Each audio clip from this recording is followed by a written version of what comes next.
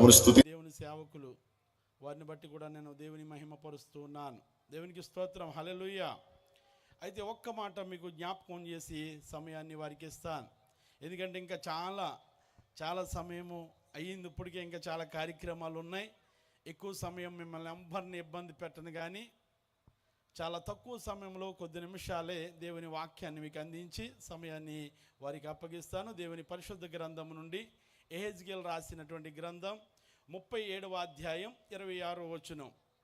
37వ అధ్యాయం 26వ వచనం.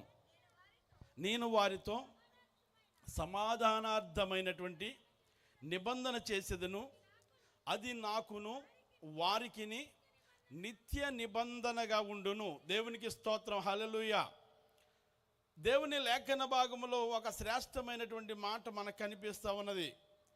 అక్కడ ఒక నిబంధన కనిపిస్తూ ఉన్నది. ఆ దినాలలో దేవాది దేవుడు వారికి తెలియచేస్తున్నటువంటి ఒక శ్రేష్టమైనటువంటి మాట ఈ రాత్రి దేవుడు మనతో తెలియచేస్తూ ఉన్నారు. వారికి నాకును మధ్య ఒక నిబంధన తెలియచేస్తూ ఉన్నాను. కింద భాగంలో ఉంటుంది. ఆ నిబంధన ఎలాంటిది అంటే సమాధానార్థమైనటువంటి నిబంధన. సమాధానార్థమైనటువంటి నిబంధన.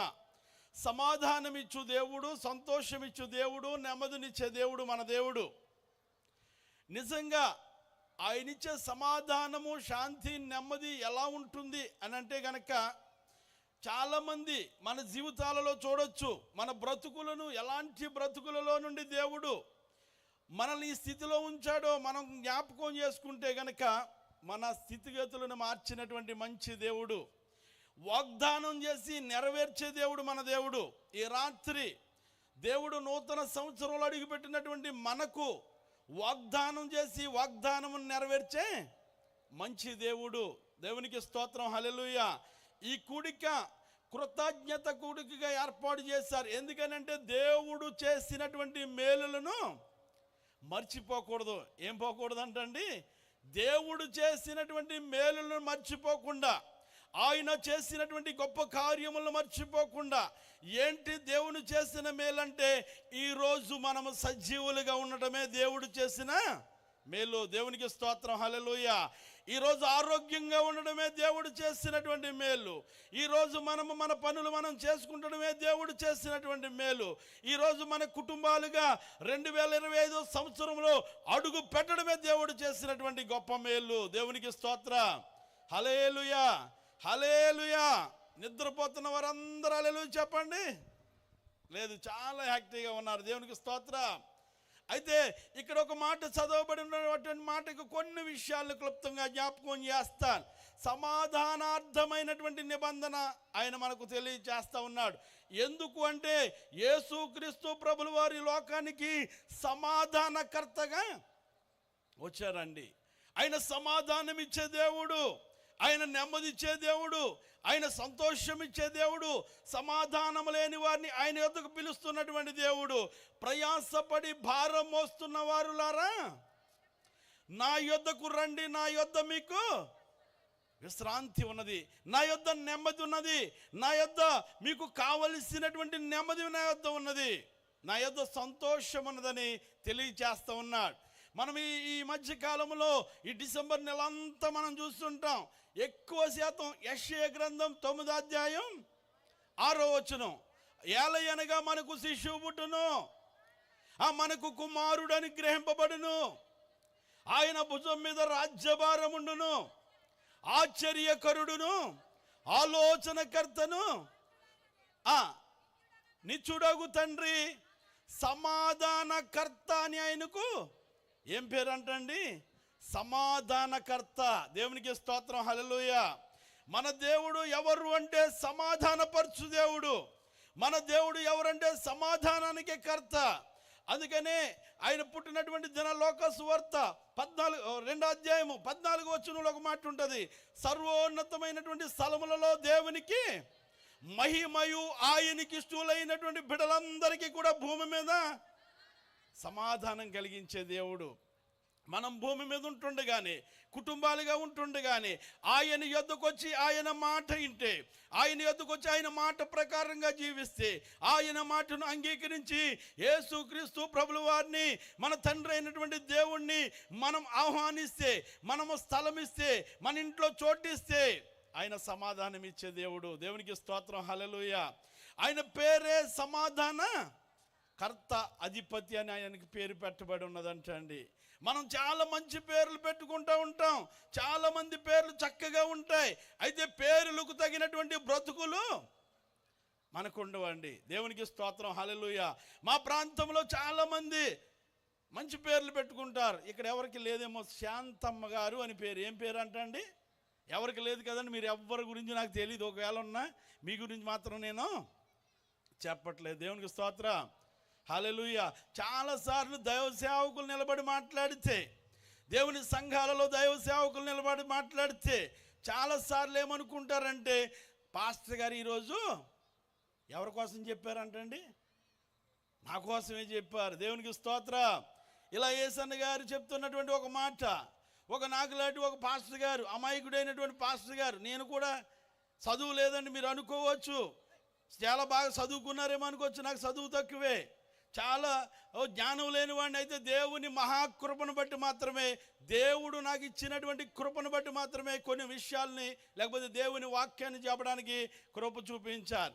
నాకులాంటి ఒక పాస్టర్ గారు ఒకసారి అంటండి, ఆ బైబిల్లో ఈయన పొలలు పెట్టుకుని వెళ్ళారంటండి. పాపం అక్కడ వాక్యం చెప్దామని ఇలా అయ్యగారు పిలిస్తే, అలాంటి స్థలానికి బైబిల్లో ఏం పెట్టుకున్నారండి? ఈయన పొలలు పెట్టుకుని చక్కగా వెళ్ళి నిలబడేసరికి బైబిల్ తీస్తూ ఉన్నాడు, కానీ ఆయన పెట్టినటువంటి పొల్లలు లేవు. ఎవరు తీశారంటే, ఇంటి దగ్గర ఈయన పొల్లలు ఆటలాడుకుంటా వాళ్ళ పిల్లలు ఎవరో, మొత్తం మీద మనవలు ఎవరో తీసేశారు. పాపం ఆయన వచ్చి ఇక్కడికి వచ్చి ఏం చెప్పాలో తెలియక నాకులేక ఆయన ఏం చేస్తూ ఉన్నాడంటే, బాగా తెలిసినటువంటి వాడు వాక్యం ఏంటంటే యోహాను సువార్త 3:16. ఆయన ఏమంటున్నాడంటే, అక్కడికి వచ్చి బైబిల్ తీస్తా అంటా ఉన్నాడంటే, యోహాను 3:16, యోహాను 3 ఇలా అంటూ ఉంటున్నాడు. అందులో ఒక ఆయన వెనకాలండి యోహాను గారిని పైకి లేచి, అయ్యగారు మీరు ఇందాక నుంచి వస్తున్నాను, మీరు నా కోసమే చెప్తున్నారు అన్నారు అంటండి. ఆయనకి పాపం ఏమో మర్చిపోయి ఇక్కడ ఏం చెప్పాలో తెలియక యోహాను 3:16 అంటుంటే ఆయన లేచాడంట. లేచి అయ్యగారు నా గురించి మీకు తెలిసిపోయింది, మీరు నా గురించే. ఏంటయ్యా తెలిసిందంటే, యోహానుకి అంటండి ముగ్గురు భార్యలంట, 16 మంది పిల్లలంట. అంటే దేవుని వాక్యం ఎందుకు ఈ మాట చెప్తా ఉన్నానంటే, కొన్నిసార్లు దైవ సేవకుల ద్వారా ఒకవేళ వాక్యం మనకి నాటితే కనుక వాక్యం చేత మనం ఏం చేయాలంటే శుద్ధి చేయబడాలి. దేవునికి స్తోత్రం, హల్లెలూయా. దేవుని సేవకులు ఎవరైనా వచ్చి ఒకవేళ నిలబడి మాట్లాడితే ఆ మాటను బట్టి మన జీవితాలు ఆశీర్వాదకరంగా మార్చబడతాయేమో. ఒకవేళ మనలో ఏమైనా తప్పులు దిద్దుకోవలసి వస్తే దిద్దుకుంటే కనుక మన జీవితాలు ఎంతో ఆశీర్వాదకరంగా ఉంటాయి. నూతన సంవత్సరంలో నూతన మేలులు, నూతన ఆశీర్వాదాలు, నూతన దీవెనలు, మునుపుటి కంటే అధికమైనటువంటి దేవుడు మనకి మేలులు చేయాలంటే దేవుని మాట నీవు వినాలి. నీ దేవుడైనటువంటి యెహోవా మాట నీవు శ్రద్ధగా విని ఎడల నీవు ప్రతి చోట దీవింపబడతావు, ప్రతి చోట ఆశీర్వాదకరంగా ఉంటావు. 2024 సంవత్సరంలో ఒకవేళ మీకు మేలులు జరగలేదేమో, 2024 సంవత్సరంలో మేలులు రావాల్సినటువంటి ఆశీర్వాదాలు రావాల్సినటువంటి దీవెనలు రాలేదేమో, 2025 సంవత్సరంలో మేలులు చేయడానికి సిద్ధంగా ఉన్నటువంటి దేవుడు మన దేవుడు. దేవునికి స్తోత్రం. ఆయన సమాధానం ఇవ్వడానికి సిద్ధంగా ఉన్నటువంటి దేవుడు, సంతోషం ఇవ్వడానికి సిద్ధంగా ఉన్నటువంటి దేవుడు, ఆనందం ఇవ్వడానికి సిద్ధంగా ఉన్నటువంటి దేవుడు. అలాంటి ఆనందం, సంతోషం, సమాధానం మనం పొందుకోవాలంటే ఒక 4-5 విషయాలు మీకు క్లుప్తంగా జ్ఞాపకం చేస్తాను. బైబిల్ గ్రంథంలో నుండి శ్రేష్టమైనటువంటి మాటలు మీకు జ్ఞాపకం చేస్తాను. చూడండి, యెషయా గ్రంథం 54:10, యెషయా గ్రంథం 54 అధ్యాయం 10వ వచనం. ఆ పర్వతములు తొలగిపోయినను, మెట్టలు తత్తరిల్లినను, నా కృప నిన్ను విడిచిపోదు. సమాధానార్థమైనటువంటి నిబంధన తొలగిపోదంటండి. దేవుడి రాత్రి మనతో మాట్లాడుతూ ఉన్నారు. దేవుడు మనతో తెలియజేస్తున్నటువంటి మాట, సమాధానార్థమైనటువంటి నిబంధన నీ నుండి తొలగిపోదు. పర్వతాలు తలకిందులైపోవచ్చు, లేకపోతే మెట్టలు తత్తరిల్లొచ్చు. ఎన్ని జరిగినా దేవుని సమాధానము, లేకపోతే దేవుడిచ్చి ఆశీర్వాదాలు మన నుండి పోకూడదు అని అంటే గనక మనం ఏం చేయాలో జ్ఞాపకం చేసుకుందాం. అదే యెషయా గ్రంథం 48 అధ్యాయం 18వ వచనం. 48 అధ్యాయం 18వ వచనం. నీవు నా ఆజ్ఞలను ఆలకింపవలెనని నేనెంతో కోరుచున్నాను. ఆలకించిన ఎడల నీ క్షేమము నది వలె. ఎలా వస్తుందంటండి? నది వలె. దేవునికి స్తోత్రం, హల్లెలూయా. నీవు నా ఆజ్ఞలను ఆలకింపవలెనని నేనెంతో కోరుచున్నాను. ఆలకించిన ఎడల, దేవుని మాట వినిన ఎడల, దేవుని మాటకు విధేయత కడిగి జీవించిన ఎడల, దేవుని మాటను అత్తుకుని మనం నడిచిన ఎడల నీకు క్షేమం ఎలా వస్తుందంటండి? నది వలె. దేవునికి స్తోత్రం, హల్లెలూయా. నది వలె నీకు క్షేమం వస్తూ ఉన్నది. నది వలె నీకు ఆశీర్వాదాలు వస్తూ ఉన్నాయి. నది వలె నీకు దీవెనలు వస్తూ ఉన్నాయి. నది వలె నీ జీవితంలో ఏ కొరతలు ఉన్నాయో ప్రతి కొరత తీర్చబడాలంటే మనం ఏం చేయాలంటండి? దేవుని మాట వినాలి. దేవునికి స్తోత్రం, హల్లెలూయా. వాక్యమే దేవుడై ఉన్నాడు. వాక్యం మనం వింటే వాక్యానుసారమైనటువంటి జీవితం మనందరికీ ఆశీర్వాదకరం. వాక్యం విన్నవారు ఎక్కడ చెడిపోయినట్లు కానీ, వాక్యం విన్నవారు ఎక్కడ పాడైపోయినట్లు కానీ, వాక్యం విన్నవారు ఎక్కడైనా నాశనం అయిపోయినట్లు కానీ ఇంతవరకు ఇప్పటి వరకు ఎక్కడా కూడా జరగలేదు. దేవునికి స్తోత్రం, హల్లెలూయా. వాక్యం విన్న తర్వాత, వాక్యం చదివిన తర్వాత, వాక్యం యొద్దకు వచ్చిన తర్వాత, వాక్యం నేర్చుకున్న తర్వాత అనేక మంది జీవితాలు మార్చబడ్డాయి. నరహంతకులు మార్చబడ్డారు, దొంగలు మార్చబడ్డారు, అనేకమైనటువంటి రకరకాల మోసగాళ్ళు మార్చబడి నేడు వారి జీవితాలు ఎంతో ఆశీర్వాదకరంగా ఉన్నటువంటి జీవితాలు అనేకములు మనం చూస్తాం. దేవునికి స్తోత్రం, హల్లెలూయా. దేవుని మాట కానీ, దేవుని వాక్యం కానీ ఎవరిని ఎప్పుడు పాడు చేయలేదు. అందుకే భక్తుడు అంటాడు, ఆయన అన్యాయం చేయుట అసంభవం. దేవునికి స్తోత్రం, హల్లెలూయా. దేవుడు ఎవరికి అన్యాయం చేసే దేవుడు కాదు. దేవుడు ఎవరిని పాడు చేసే దేవుడు కాదు. దేవుడు ఎవరిని కూడా విడిచిపెట్టే దేవుడు కాదు. ఆయన యొద్దకు వచ్చిన వారిని ప్రేమించే దేవుడు మన దేవుడు. దేవునికి స్తోత్రం, హల్లెలూయా.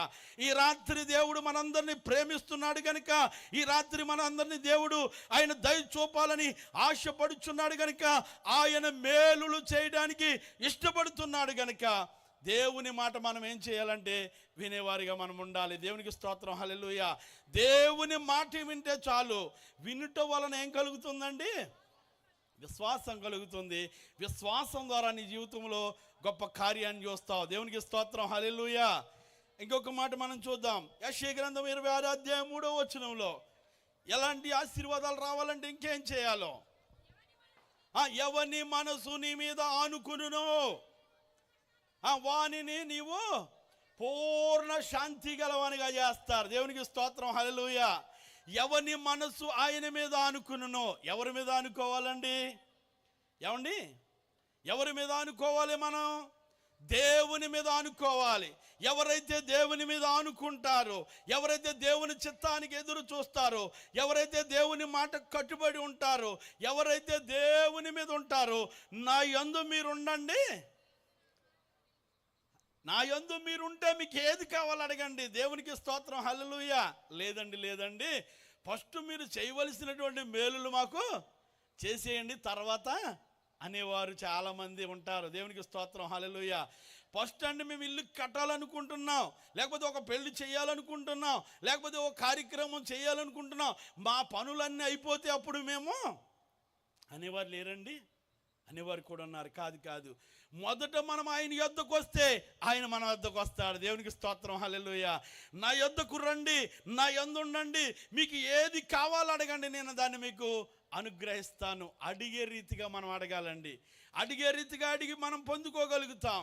ఆయన ఇవ్వడానికి ఇష్టపడుతున్నటువంటి దేవుడు. అడిగే మనము, ఇచ్చుకునే మనము, అర్హత కలిగి ఉన్న వారికి దేవుడు ఇచ్చే దేవుడు అండి. దేవునికి స్తోత్రం, హల్లెలూయా. ఆశ కలిగినటువంటి ప్రాణాన్ని దేవుడు ఏం చేస్తాడంటే తృప్తిపరిచే దేవుడు. ఆశ కలిగినటువంటి ప్రాణాన్ని తృప్తిపరిచే దేవుడు.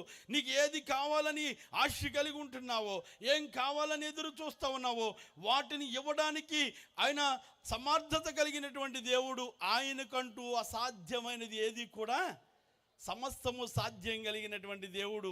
ఆయన మీద ఏం చేయాలంటే మొట్టమొదటి ఆయన మాట వినాలి, ఆయన ఆజ్ఞల ప్రకారంగా మనం జీవించాలి. రెండవదిగా చూస్తే ఆయన మీద మనము ఆనుకోవాలి. మూడో మాట, ఇంకొక మాట మనం చూద్దాం. ఎలాంటి సమాధానం ఇస్తా ఉన్నాడు? యోహాను సువార్త 14వ అధ్యాయం 27వ వచనంలో చక్కని మాట ఉంటుంది చూడండి. యోహాను సువార్త 14వ అధ్యాయం 27వ వచనం. నా శాంతిని మీకు అనుగ్రహించి వెళుచున్నాను, నా శాంతినే మీకు అనుగ్రహించుచున్నాను, లోకం ఇచ్చినట్లు నేను మీకు అనుగ్రహించట్లేదు. దేవునికి స్తోత్రం, హల్లెలూయా. క్రీస్తు ప్రభుల వారు చెప్తున్నటువంటి శ్రేష్టమైనటువంటి మంచి మాట ఏం చెప్తా ఉన్నారో తెలుసండి? శాంతిని మీకు అనుగ్రహించి వెళుచున్నాను, నా శాంతినే మీకు అనుగ్రహిస్తూ ఉన్నాను, ఈ లోకం ఇచ్చినట్లుగా నేను మీకు అనుగ్రహించట్లేదు. అంటే లోకంలో కూడా శాంతులు ఉన్నాయా అంటే, లోకంలో కూడా సమాధానాలు ఉన్నాయా అంటే, లోకంలో కూడా నెమ్మదులు ఉన్నాయంటే, కొన్ని సందర్భాల్లో కొన్ని పరిస్థితులను బట్టి చాలామంది ఏమనుకుంటారంటే, మనసు బాగోకపోతే పలానా వారి దగ్గరికి వెళ్ళి కూర్చుంటే మనసు నెమ్మది వస్తుంది. కొంతమంది ఏమనుకుంటారంటే, మనసు బాగోకపోతే నా జీవితంలో కూడా జరిగినటువంటి సన్నివేశాలు మీకు జ్ఞాపకం చేస్తాను. మాకు ఎప్పుడైనా బాధ కలిగినప్పుడు, ఎప్పుడైనా ఇబ్బందులు కలిగినప్పుడు, ఎప్పుడైనా శోధనలు వచ్చినప్పుడు, మేము యవన బిడ్డలుగా ఉంటుండగా మేము ఏమనుకునేవారు అంటే, మనకు కొంచెం ఆనందం కావాలి అంటే, మనకు కొంచెం సంతోషం కావాలంటే, ఉన్నటువంటి బాధ నుండి మనము రిలీఫ్ అవ్వాలంటే ఏం చేయాలంటే, ఎక్కడికో వెళ్ళి ఒక చోట మనం కూర్చుని పార్టీ ఏం చేసుకోవాలండి? నేను కూడా అందులో నుండి వచ్చిన వాడిని కనుక మీకు తెలియచేస్తా ఉన్నాను. దేవునికి స్తోత్రం, హల్లెలూయా. నేను కూడా అలాంటి పాత జీవితం జీవించి పాత జీవితంలో ఉన్నవాడిని కనుక చెప్తా ఉన్నాను. నా పాత జీవితాన్ని ఎప్పుడైతే పాతి పెట్టానో, నా పాత బ్రతుకుని ఎప్పుడైతే పాతి పెట్టానో, నా బ్రతుకులో గొప్ప ఆనందాన్ని చూస్తాను, నా బ్రతుకులో గొప్ప దీవెనని చూస్తాను. నా పాత జీవితంలో దేవునికి దూరంగా ఉన్నప్పుడు నా జీవితంలో ఎన్నో కష్టాలు, ఎన్నో బాధలు, ఎన్నో వేదనలు, ఎన్నో శోధనలు. నేను కూడా మధ్యలో మారిన కుటుంబమే మాది కూడా. మేము కూడా ఒకప్పుడు మేము కూడా యేసు ప్రభులు వారంటే ఈయనెవరో మన దేవుడు కాదు, తెల్లోళ్ళ దేవుడు, మన దేవుడు కాదు, మన దేశం దేవుడు కాదు, ఈయన మా దేవుడు అంతకన్నే కాదనే కుటుంబం మా కుటుంబం కూడా. ఒకప్పుడు దేవుని సేవకులన్నా, దేవుని నమ్మని బిడ్డలన్నా మా ఇంటి గుమ్మం దగ్గరికి కూడా రానిచ్చేవారు కాదు. అలాంటి కుటుంబంలో నుండి మేము రక్షింపబడ్డాం. దేవునికి స్తోత్రం, హల్లెలూయా. అలాంటి కఠినమైనటువంటి కుటుంబంలో నుండి మా కుటుంబం అంతా ఒక పరిస్థితిలో, చాలా భయంకరమైనటువంటి పరిస్థితిలో ఉన్నప్పుడు ఎవరు మమ్మల్ని ఆదరించలేదు, ఎవరిని మమ్మల్ని ఓదార్చలేదు, ఎవరు మాకు నెమ్మదినివ్వలేదు. మా నాన్నగారు మరణకరమైనటువంటి పరిస్థితిలో ఉన్నప్పుడు ఎవ్వరు మమ్మల్ని చూడలేదు, కానీ దేవుడు మమ్మల్ని రక్షించాడు. కనుక కుటుంబం అంతా మారి నేడు మా ఇంటి దగ్గరే ఒక మందిరాన్ని కట్టడానికి దేవుడు కృప చూపించాడు. దేవునికి స్తోత్రం. సమాధానం లేనటువంటి మా కుటుంబానికి దేవుడు ఏమి ఇచ్చాడంటే సమాధానం ఇచ్చాడు. సంతోషం లేని మా కుటుంబానికి దేవుడు సంతోషం ఇచ్చాడు. నెమ్మది లేనటువంటి కుటుంబానికి నెమ్మది దేవుడు మాకు ఇచ్చాడు. మేము అన్నారు, వీళ్ళు అందులో కలిసిపోయారు, దిగిపోయారు అన్నారు. మేము దిగలేదురా నాయన, అసలైనటువంటి స్థలానికి వచ్చాం, అసలైనటువంటి మార్గంలో మేము ఉన్నామని చెప్పాము. కొంతకాలానికి మా బంధువులు అనేక మంది ఈనాడు దేవుణ్ణి నమ్మారు. దేవునికి స్తోత్రం, హల్లెలూయా. అనేక మంది మా బంధువులు తెలుసుకున్నారు. నేడు మేము ఎక్కడికి వెళ్ళినా, ఒకప్పుడు మా బంధువులలో మా గుర్తింపు లేదండి. ఒకప్పుడు మా బంధువులు మమ్మల్ని పట్టించుకునేవారు కాదు. ఒకప్పుడు బంధువుల ఇంటికి వెళ్ళినా మమ్మల్ని ఏదో చిన్న చూపు చూసేవారు. ఈనాడు మా బంధువులందరూ కూడా ఎక్కడికి వెళ్ళినా ప్రథమ స్థానాన్ని మాకిస్తూ ఉన్నారు. అదంతా మా గొప్ప కాదు, కానీ మా దేవుడిచ్చినటువంటి గొప్ప. దేవునికి స్తోత్రం, హల్లెలూయా. దేవుని నమ్మిన తర్వాత ఆయన ఇచ్చే గొప్ప కృప ఎలా ఉంటుందంటే, దేవుని యొద్దకు వచ్చిన తర్వాత ఆయన ఇచ్చే సమాధానం ఎలా ఉంటుందంటే, దేవుని యొద్దకు వచ్చిన తర్వాత ఆయన ఇచ్చే గొప్ప మేలులు ఎలా ఉంటున్నాయంటే, ఈ లోకం ఇచ్చినట్లుగా కాదు, కానీ ఆయన ఇచ్చే సమాధానం చాలా గొప్పదండి. దేవునికి స్తోత్రం, హల్లెలూయా. ఆయన ఇచ్చే సమాధానం చాలా శ్రేష్టమైనది. ఆయన ఇస్తున్నటువంటి సమాధానము చాలా మంచిది. ఇంకా మనం చూస్తే కనుక యోబు గ్రంథంలో ఉంటుంది ఒక చక్కని మాట, ఎవరితో సహవాసం చేస్తే మనకు సమాధానం వస్తుందంటే 22 అధ్యాయం 21 వచనం, 22 అధ్యాయం 21 వచనం, ఆయనతో సహవాసం చేసిన ఎడల మీకు సమాధానము కలుగును. దేవునికి స్తోత్రం, హల్లెలూయా. ఎవరితో సహవాసం చేయాలి? మనకు సమాధానం కావాలంటే దేవునితో సహవాసం చేయాలండి. దేవునితో సహవాసం చేస్తే ఆయన ఏం దయచేస్తాడంటే సమాధానంనిచ్చే దేవుడు. 3 కుటుంబాలని 3 మాటల కింద చెప్పేస్తాను. అమ్మగారు కూడా మన మధ్యకి వచ్చి ఉన్నారు కనుక ఇంకా చాలా కార్యక్రమాలు ఉన్నాయి కనుక 3 కుటుంబాలను మీకు చూపిస్తాను. సమాధానం గురించి చెప్పాలి అంటే ఎంత చెప్పినా కూడా బైబిల్ గ్రంథంలో మహాసముద్రం వల్లే దేవుడు చేసినటువంటి గొప్ప కార్యాలు బయటపడతా ఉంటాయి. దేవుడు చేసినటువంటి అద్భుతాలు బయటపడతా ఉంటాయి. అయితే 3 మాటలు 3 కుటుంబాల గురించి క్లుప్తంగా జ్ఞాపకం చేస్తాను. మనందరికీ తెలిసినటువంటి కుటుంబాలే. 3 కుటుంబాలలో ఏమి లేదయ్యా అంటే సమాధానం లేదు. 3 కుటుంబాలలో సంతోషం లేదు. 3 కుటుంబాలలో నెమ్మది లేదు. దేవాది దేవుడు ఏ కుటుంబానికైతే వస్తాడో, ఏ కుటుంబంలో ఉంటాడో ఆ కుటుంబంలో ఉన్నటువంటి లోటులు తీసివేయగలిగినటువంటి దేవుడు. అలనాడు కానాను విందులో యేసుక్రీస్తు ప్రభులు వారు ఉన్నారు కనుక అక్కడ ఉన్నటువంటి లోటును దేవుడు తీసివేసినటువంటి దేవుడు. దేవునికి స్తోత్రం, హల్లెలూయా. మార్కు సువార్త 5వ అధ్యాయం, మార్కు సువార్త 5వ అధ్యాయం 1వ వచనం నుండి కనుక మనం చూస్తే వార సముద్రమునున్నటువంటి గెరాసేనుల దేశములో 15వ వచనం చదివామ్మ, టైం లేదు కనుక మనందరికి తెలిసినటువంటి మాటలు కనుక. ఆ జనులు జరిగినది చూడవెళ్ళి యేసు నద్దకు వచ్చి శానాదయ్యములు పట్టినవాడు ఆ బట్టలు ధరించుకుని ఉండుట చూసి ఆశ్చర్యపడి ఒక సమయాన్ని ఆ ప్రాంతం వారందరూ, అవి ఉన్నటువంటి పల్లెల్లో ఉన్న వారందరూ ఒక యవనస్తుడిని చూసి, ఆ యవనస్తుడు ఎవరయ్యా అంటే శానాదయ్యం పట్టినటువంటి ఒక యవనస్తుడు. ఆ యవనస్తుడు జీవితాన్ని చూస్తే మొదటి భాగంలో కనుక మనం చదివితే ఆ యవనస్తుడు ఎక్కడ పరుండేవాడంటే సమాధులలో పరుండేవాడు. ఆ యవనస్తుడు ఎక్కడ ఉండేవాడయ్యా అంటే బంధించడానికి సంఖ్యల చేత కూడా ఆయన్ని బంధించలేకపోయారు. వారి తల్లికి కానీ వారి తండ్రికి కానీ తోడబుట్టిన వారికి కానీ ఆ కుటుంబంలో ఏమన్నా సంతోషం ఉంటుందంటారా? కుటుంబంలో ఒక యవనస్తుడు ఎక్కడెక్కడో తిరుగుతూ ఎక్కడెక్కడో ఉంటూ సమాధులలో పడుకుంటూ ఆయన తన శరీరాన్ని తానే గాయపరుచుకుంటూ చాలా ఇబ్బందికరమైనటువంటి పరిస్థితుల్లో ఉంటే కన్న తల్లి ఏమన్నా కడుపు నిండా భోజనం చేస్తుందా? అయ్యో నా కొడుకు పరిస్థితి ఏమైపోయిందో తెలియదు. ఆ కుటుంబంలో ఏమి లేదయ్యా అంటే సమాధానం లేదు. ఆ కుటుంబంలో ఏమి లేదంటే సంతోషం లేదు. ఆ కుటుంబంలో నెమ్మది లేదు. ఒక సందర్భంలో అక్కడ జనులు చూస్తూ ఉన్నారంటే ఒక ఆశ్చర్యకరమైనటువంటి పరిస్థితిని. ఆ శానాదయ్యం బట్టి ఇబ్బందులు పడుతున్నా తనను తాను గాయపరుచుకుంటున్నటువంటి తాను ఒక స్థలంలో చక్కగా వస్త్రాలు ధరించుకుని, దేవునికి స్తోత్రం, హల్లెలూయా, మంచి వస్త్రాలు ధరించుకుని ఒకే చోట చక్కగా కూర్చుండటం చూసి అందరూ కూడా ఏమైపోయారంటే ఆశ్చర్యపోయారు. దానికి గల కారణం యేసుక్రీస్తు ప్రభులు వారు ఆ కుటుంబానికి ఏమి ఇచ్చాడండి? నెమ్మదిని దయచేస్తాడు. దేవునికి స్తోత్రం. అది అధ్యాయం 34వ వచనం, అది అధ్యాయం 34వ వచనం. అందుకైన కుమారి నీ విశ్వాసమే నిన్ను స్వస్థపరచును, సమాధాన గలదాని వైపము. దేవునికి స్తోత్రం, హల్లెలూయా. మన మాట ఏంటండి? మన అంశం ఏంటి? సమాధానం ఇచ్చే